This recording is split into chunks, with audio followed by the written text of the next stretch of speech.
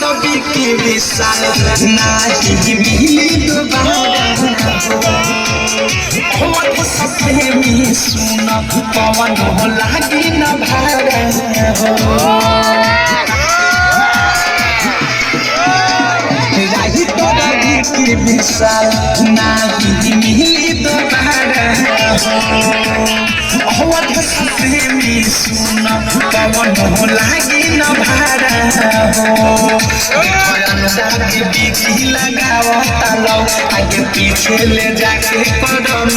छो ओइसन ड्रेस पेन्हे लागे तीरी ताल हो आदे ये बताओ आगे किसका के माल है